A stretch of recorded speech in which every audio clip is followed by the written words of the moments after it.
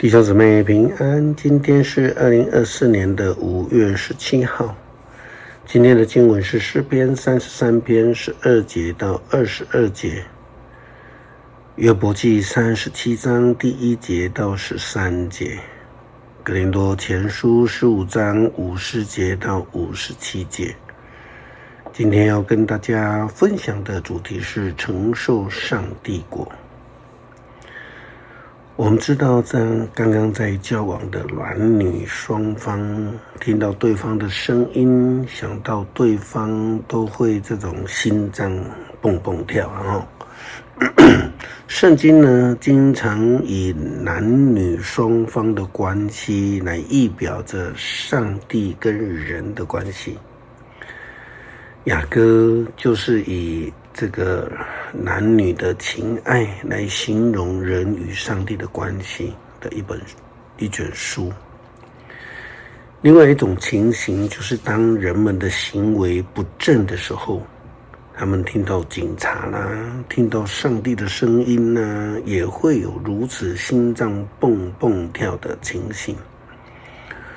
就如同在创世纪的记载，亚当和夏娃他们犯罪得罪了上帝之后一样。圣经记载，当上帝再一次临到伊甸园喊着亚当的名字的时候，他们就心虚了，心惊胆跳的躲藏起来。约伯的朋友以利户提到上帝，他劝告约伯要称赞上帝的大作为，因为上帝能够以雷电之手使云彩下雨，翻覆海底，用以来审判罪人。同时上帝也能赏赐粮食，因为他的慈爱。以利户继续的告诉约伯说，在约伯记37章第1节到13节，他说，暴风使我的心跳跃不已，跳离了他的原处。听吧，你们都要听上帝的声音，听那从他口中发出的雷轰，他发出闪电，跨越天空，从地的一边横扫到另一边。随后人听到了他隆隆的吼声，那雷轰威严的巨响，那连续不断的闪光，上帝一下令，奇异的事就发生了，是我们不能测透的事。他命令雪降在地上，也使大雨倾盆而下。他停止人的工作，使人知道他的作为。野兽进入穴中，他们的洞里躲藏。风暴从南方来，寒流自北极到。上帝吹气，使冰凝结，使水成为一片坚硬的冰。它使密云积满了湿气，使闪电从云层当中发出。它们随着上帝的指挥旋转，它们照着上帝的命令巡游全世界。上帝降雨灌溉大地，显示对人的慈爱。他也降雨作为对人的惩罚。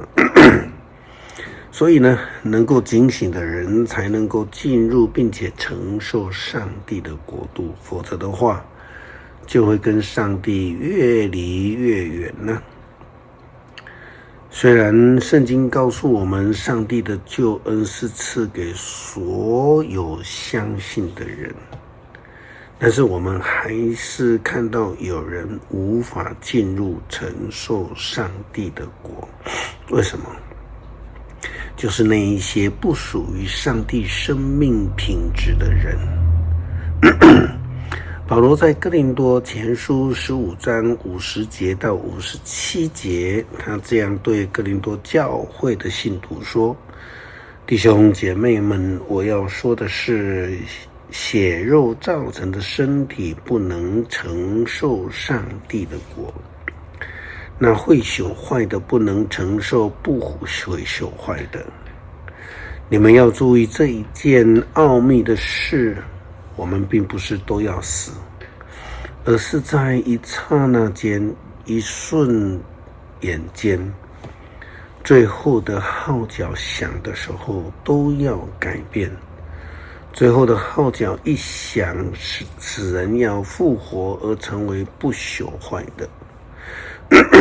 我们也要改变，因为那会朽坏的必须变成不朽坏的，会死的必须变成不会死的。到了那会朽坏的已经变成不会朽坏的，那会死的已经变成不会死的。圣经上的话就要实现了，死亡就要消灭了，胜利已经达成了。死亡啊，你的胜利在哪里？死亡啊，你的毒刺在哪里？死亡的毒刺是从罪而来的，而罪的权势是从法律来的。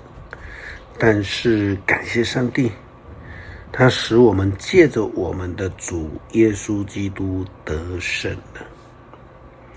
基督徒必须要脱离属肉体的，脱离属于罪的生命，要闪开那些会朽坏生命的追求，才能够进入上帝的国度。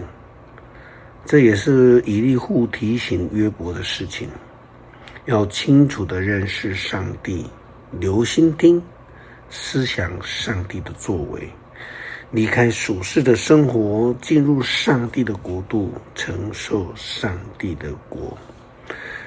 诗篇33篇12节到22节，尊上主为上帝的国家多么有福啊！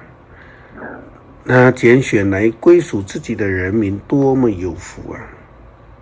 上主从天上俯视，他看见了全人类，他从自己的座位上观看地上的居民，他塑造每一个人的思想，洞悉他们一切的作为。君王不以强大的军旅获胜，兵士不靠强大的力量保命，靠战马不能保证胜利，马的威力救不了人。上主看顾敬畏他的人，他看顾仰赖他慈爱的人，他救他们脱离死亡，饥饿时保留他们的生命。我们仰望上主，他是我们的帮助，我们的保护者，我们心中充满喜乐，因为我们信靠他的圣名。上主啊，我们仰望你，愿你的慈爱常与我们同在。感谢主赐恩给我们，求主指导我们，日夜思想你的教导，明白你的旨意，跟随你的引导。感谢祷告，奉主耶稣基督圣名求，阿们。